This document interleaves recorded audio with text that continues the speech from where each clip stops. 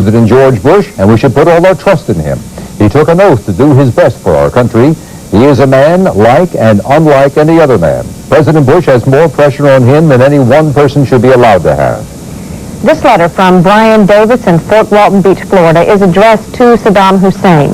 CNN and other news organizations are showing you only the large gatherings of anti-war demonstrations and a few small support our troops rallies. But if you knew that the rallies are happening every day in parts of America, then you would see how a majority of Americans are feeling. Our rallies are held more on the local level. Not one of the American media organizations has enough time in the day to show you all of the support rallies in every community of the nation. The support of our troops has revived a sense of pride, patriotism, and unity in America.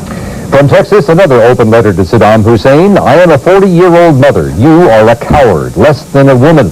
You hide behind innocent women and children and prisoners and pretend to be a soldier. The so-called casualties of Allied bombing are most likely your own doing for the sake of propaganda. You lie, you steal, you kill. You should have been building hospitals and medical education centers instead of war machines. If you would like to write CNN, the address is War in the Gulf, Box 740166, Atlanta, Georgia, 30374, 0166. What some Allied field commanders believe are 11th hour preparations for a major Allied ground and amphibious assault. Britain and the United States are all but rejecting an 11th hour peace initiative being pushed by Soviet President Mikhail Gorbachev, even before Iraq has had an opportunity to formally respond to the Soviets.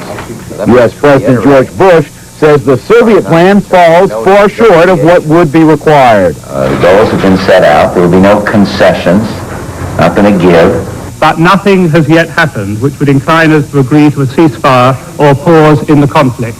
If Saddam Hussein wants to avoid a land battle, he knows what he must do.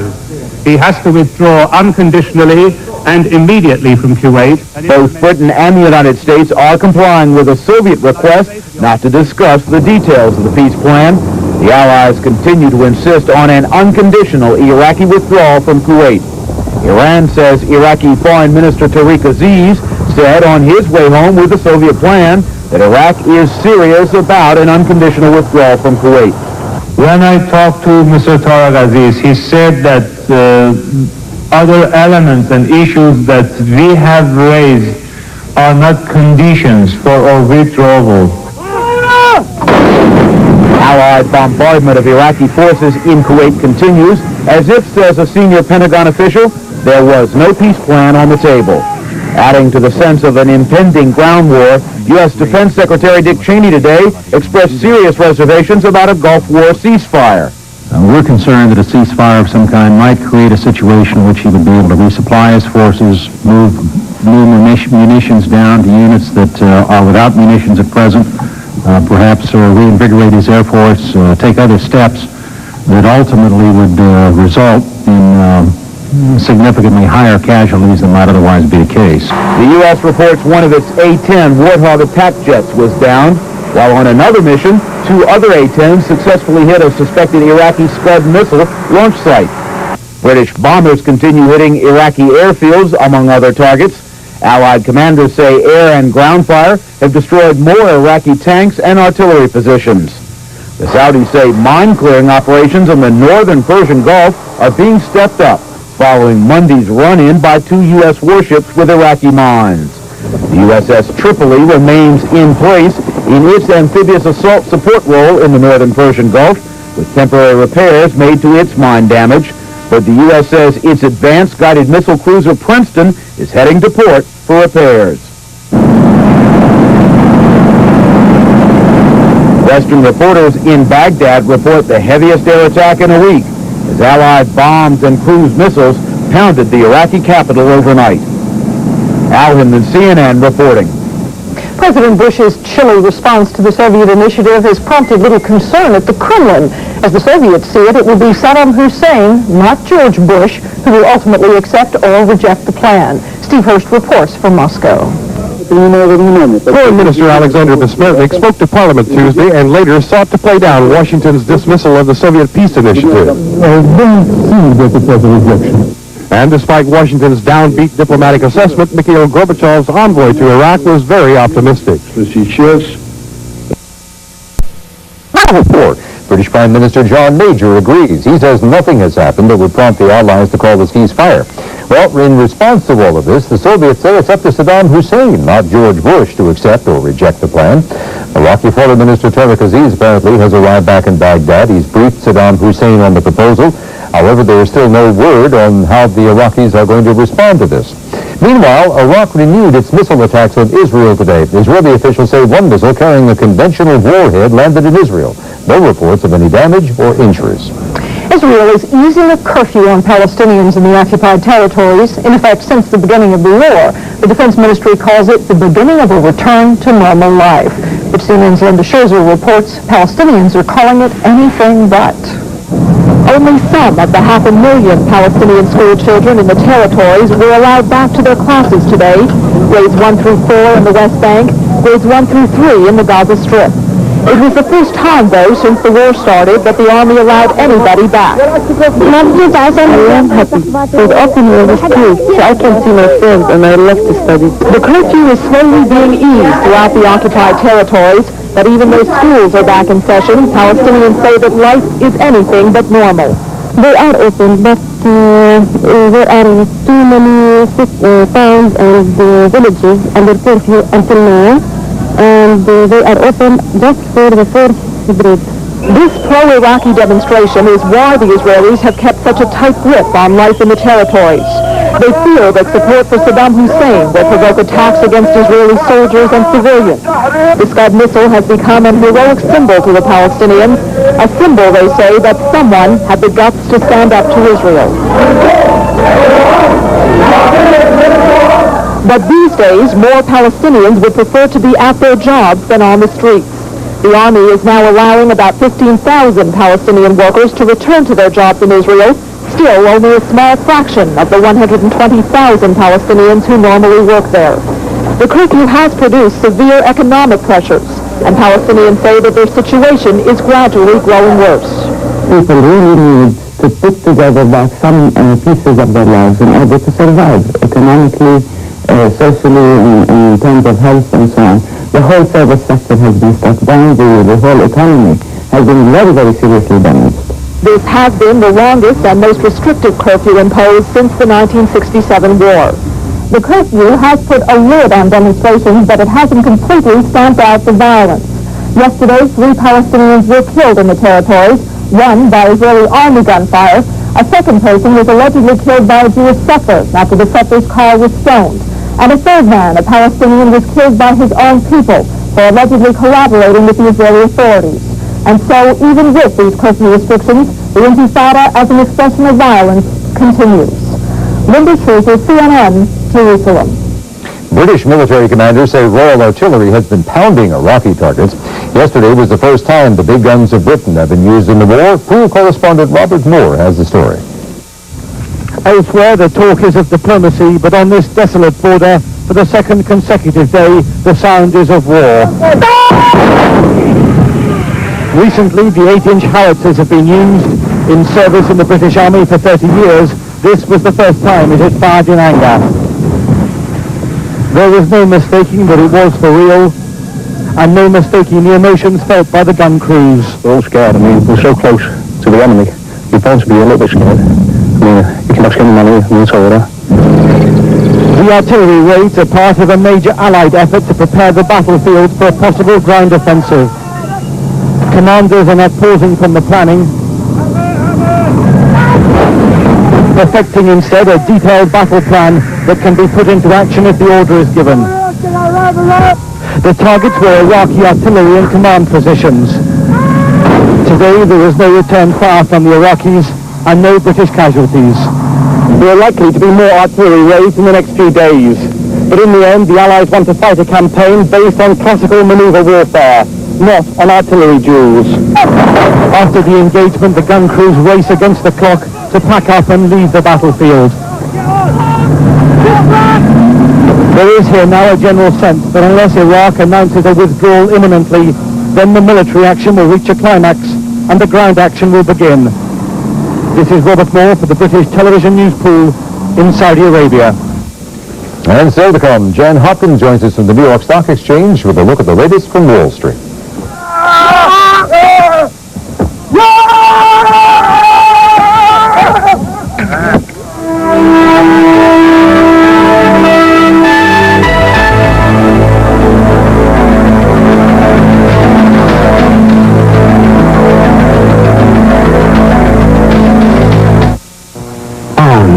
My hair's not only going gray, now it's getting thinner. I wish they made something for gray thinning hair. They have Grecian Plus. Grecian Plus is a fresh-smelling foam that gradually brings back natural-looking color, the famous Grecian way. But this Grecian has a big plus. It builds body for healthier, fuller-looking hair. Your hair looks great. Feels thicker, too. Grecian Plus, the total treatment for gray thinning hair. Iraq by Mikhail Gorbachev falls far short of U.S. requirements, and Mr. Bush says plans for a U.S. ground assault against Iraqi forces are still on. Within the last few hours, Iraq launched another Scud missile at Israel. Patriot missiles were sent up to intercept it. No injuries or damage are reported. It's Beverly Shipp covering the business news for us today. She joins us now from the New York Stock Exchange. Beverly? Thank you, Ralph. Here on Wall Street, investors are letting some air out of the stock market's recent rally. Right now, the Dow Jones Industrial Average is down 5.44 at 2929.21. Volume continued heavy, 171 million shares have changed hands on the big board. Declining issues ahead of advancing issues by a 4-3 margin. The broader and secondary markets are mixed at this hour. The U.S. dollar is firming over optimism for peace. A shorter war would help the weak U.S. economy. The dollar is up 1 yen against the Japanese currency, up 1.5 cents against the German mark, and it is up 1 3/4 against the British pound. U.S. long-term interest rates are steady. The Treasury's 30-year bond is down 4/32. The yield is 7.98%. In precious metals, they ended the day mixed. After starting off lower on prospects for peace, gold is unchanged at $366.10 an ounce, silver down 11 cents. That's the latest in business news. We'll have the wrap-up in 1 hour. From the live from New York Stock Exchange, I'm Beverly Shipp. Thanks, Beverly. And in other news, Boris Yeltsin, long an opponent of Mikhail Gorbachev, has called for the Soviet president to immediately resign his position. Yeltsin accused Mr. Gorbachev of leading the country to a dictatorship. The demand was made live in a nationally televised appearance, and it was the strongest and most public attack Yeltsin has made on the Soviet leader in several months. Yeltsin, who is now head of the Russian Federation, said Soviet people had placed too much trust in Mikhail Gorbachev. And in Peru, a deadly cholera epidemic. The disease has claimed at least 100 lives. Peru's health minister blames the epidemic on 30 years of neglect. He says the cholera was caused by inadequate sewage and water systems. At least 16,000 people have been treated for the disease, which is also crippling Peru's food export industry. In just a moment, we'll go live to the Pentagon for the daily briefing.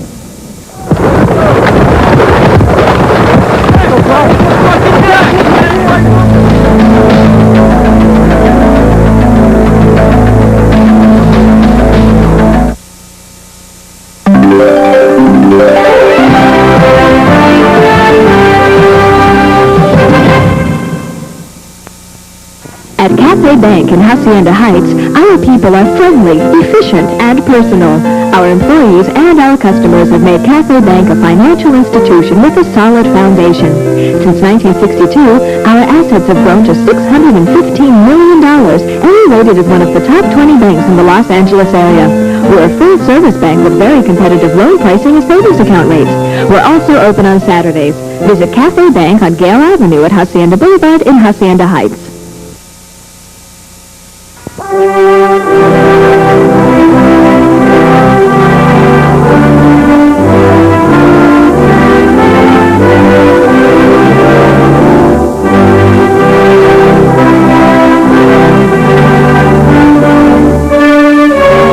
United Artists Cable and its employees proudly support the members of our armed forces in the Persian Gulf. We hope for their quick and safe return.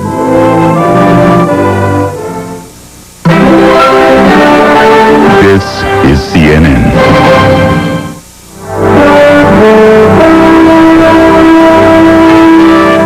up to date now on the latest Gulf developments. Iraqi Foreign Minister Tariq Aziz apparently has met with Saddam Hussein and presented him with Soviet President Mikhail Gorbachev's peace plan. Aziz received the plan yesterday in Moscow and met with Iranian President Hashemi Rafsanjani in Tehran before returning today to Baghdad. Before Aziz even arrived back in Baghdad, President Bush was expressing skepticism over the Soviet initiative. There will be no concession, nothing to give. And so, on his proposal, President Gorbachev asked that I keep the details of it confidential. And I'm going to do that.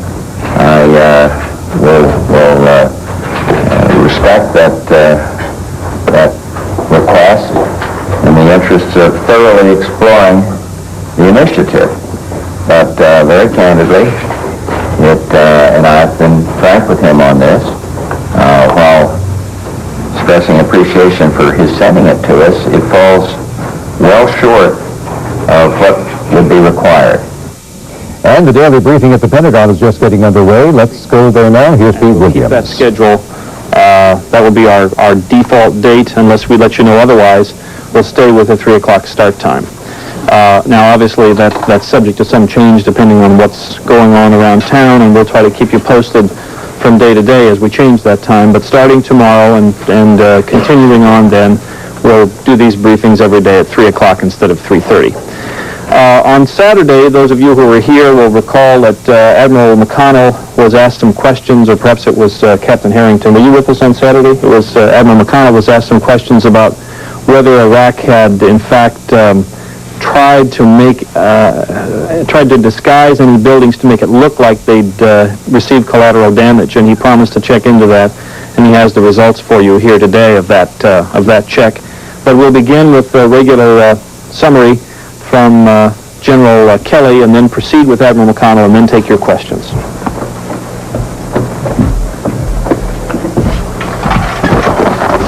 Good afternoon. Today is day 34 of Desert Shield. There are slightly over 527,000 troops in the theater. Scuds, there was one fired in the past 24 hours for a total of 68. That one was fired towards Tel Aviv in Israel. It went off at 12:52 Washington time. I don't have any indication of what the results were. However, we also haven't had any indication of serious damage. The box score now would be 35 for the first week, 18 for the second week, 4 for the third week, 5 for the fourth week, and 6 for the fifth week. Targeting continues to be Scuds, battlefield operations, Republican Guard, and strategic restrikes. Sorties flown, slightly over 83,000, with 2,800 being flown in the last 24 hours. In the Kuwaiti Theater of Operations, 870, against the Republican Guards, 100, against the Scuds, 130. There have been 0 Iraqi sorties for the last 24 hours. This is the 8th day in a row that there have been no Iraqi sorties, and it has been 3 weeks since the Iraqis last flew a combat mission. Casualties are 76, with 19 being killed, 20 being wounded, 29 missing, and 8 POWs. U.S. aircraft losses, 22, and the addition from Saturday, the last time we briefed, is one A-10 and one F-16. As you know, the F-16 search and rescue effort was successful. Iraqi losses are up to 87. We briefed 74 on Saturday, with 137 in Iran. One aircraft crashed in Iran, and that's why we come down from 138, with well over 50% of the shelters being either severely damaged or destroyed. Enemy prisoners of war in Saudi hands, we have almost 1,500, 1,493. In Turkish hands, 578. Obviously, all of them are line crossers, since Turkey is not fighting a land war with Iraq, for a total of 2071, and there are 104 in U.S. hands. Ground action is characterized as quiet, with aggressive patrolling, reconnaissance, and counter-reconnaissance materiel. Tanks lost about 400. These are Iraqi. Armored vehicles about 800. Artillery about 1,200. Mike McConnell now wants to run over some information on a mosque.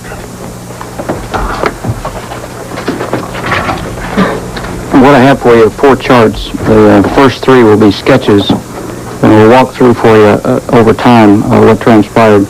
And then the last chart will be a photograph, an actual photograph from a tactical aircraft.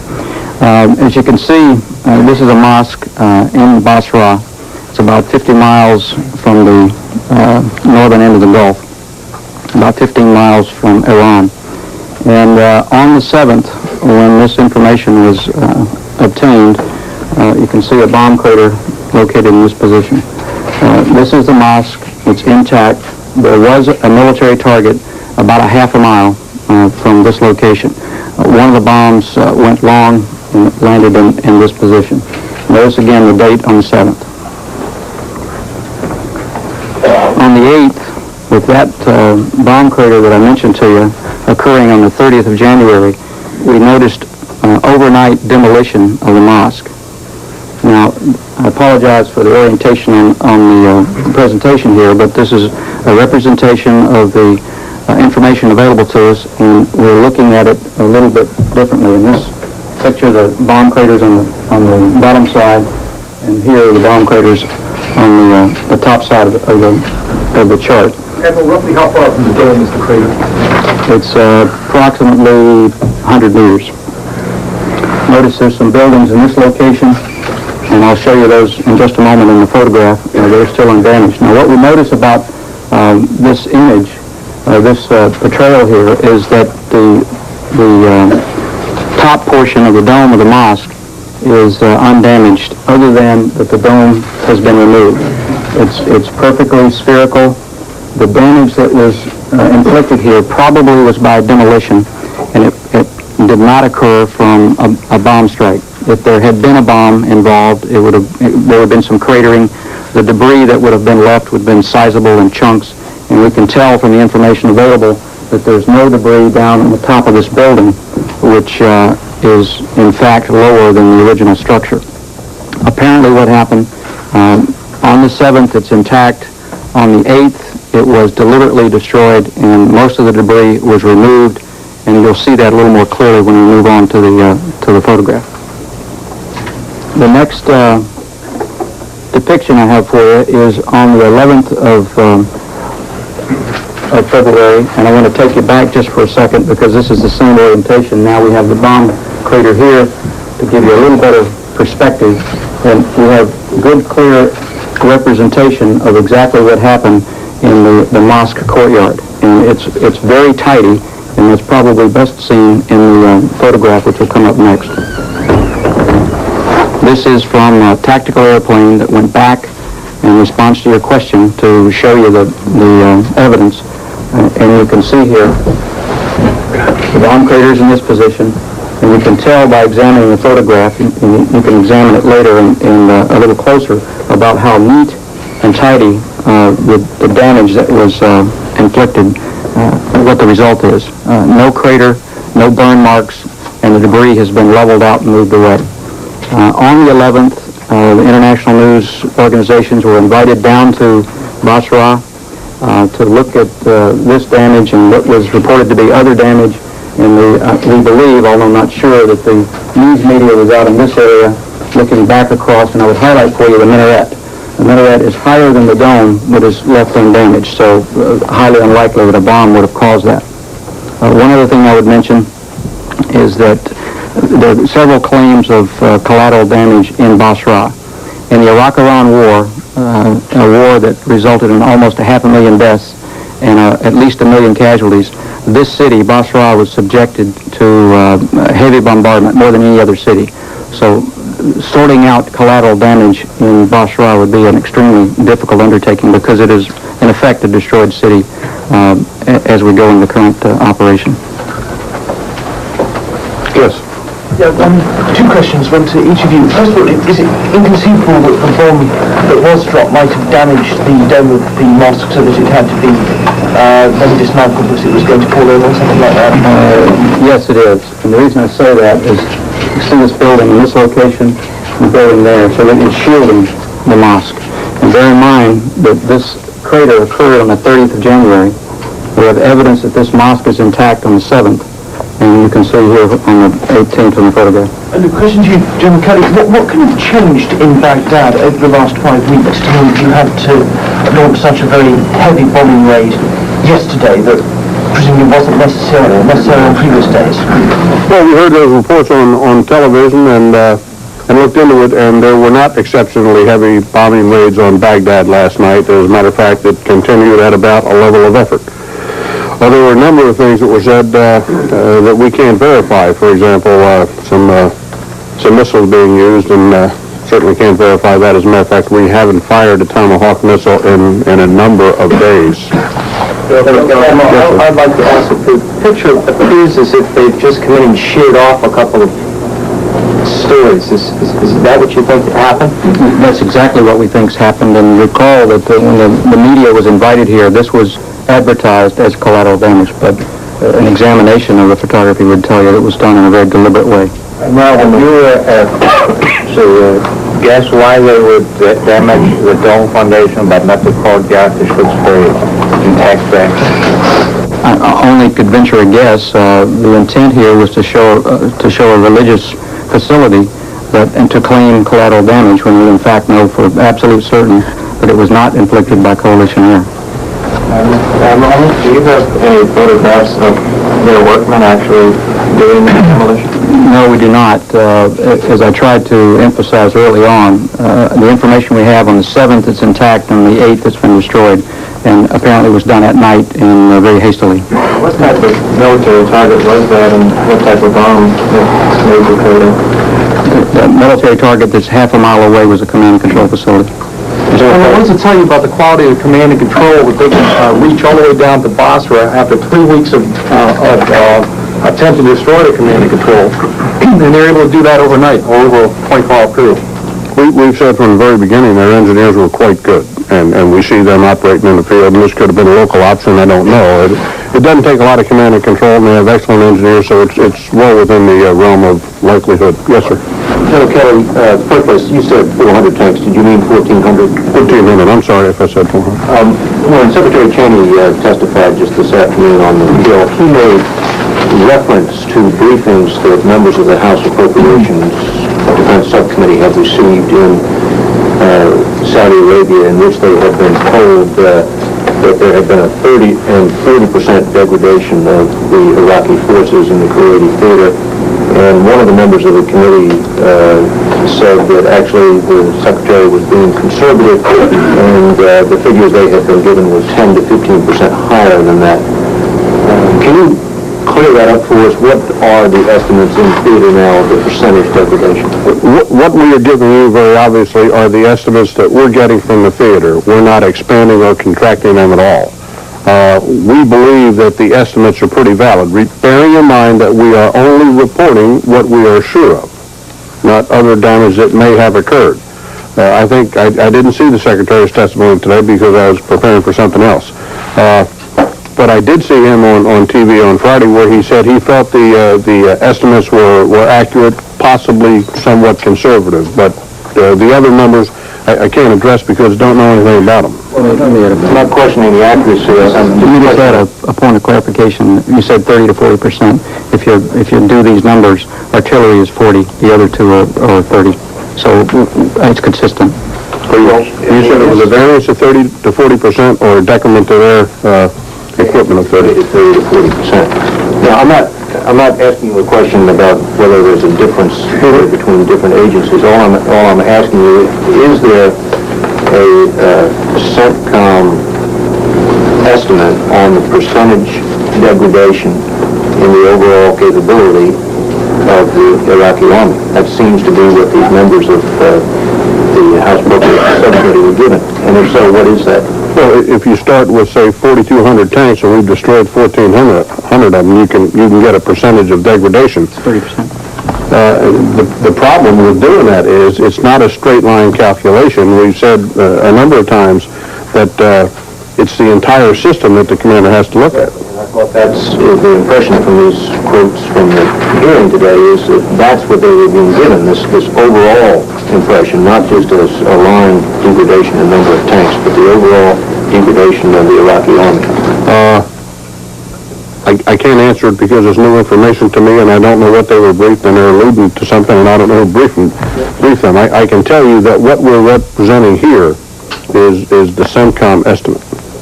General, could I just follow on with that hearing? I believe actually this was attributed to a meeting that the committee chairman had in the theater in the last few days with General Schwarzkopf.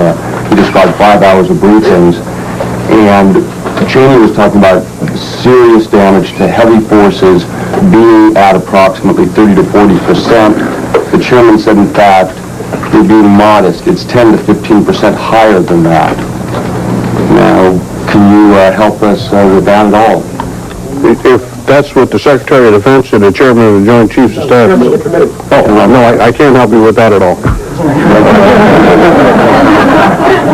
and I don't know what he bases it on, so I just don't know. He bases it on, Schwarzkopf. That was... Something's coming in. So General Schwarzkopf has not said that publicly, and he has not said it to me, and I don't know that he said it to the chairman. So, I can't tell you what I don't know. I'm reporting to you everything I know, honest to God. General? Yes. General, do we know how many other instances of this kind of fake damage that there are in Iraq? Can you give us some estimate? Is this widely... is this going on all over Iraq or just in some isolated places? We suspect it in several places, but this is the place where we could prove it open and shut. So this is what we decided to share with you. Your best proof? Yes, and we suspect it in several isolated cases. And I'd like to comment, if I could, follow up on your earlier question. I work the BDA numbers very hard because that falls in my bailiwick. The percentages that you were quoted are in fact 30 to 40%. The flavor you're getting out of various people who talk about this is we are probably being conservative. The Secretary said that. It's been said in a number of places. The reason we're being conservative is that we don't want to inflate the figures. We want them to be high confidence. And that's why you probably sense a little bit of question in the numbers. But the numbers given are 30% of the artillery, 30% of the tanks, 30% of the armored vehicles, and 40% of the artillery. I think we understand that. The question is whether or not you are willing or able to translate those numbers in specific pieces of equipment to an overall assessment of the Iraqi army. Well, it has not been done to our knowledge. If you're saying, could it be 15% higher? Could it be 30% higher? The answer is, yeah, it could. But we're telling you what we're sure of, and we're not going to deal in guesses. General,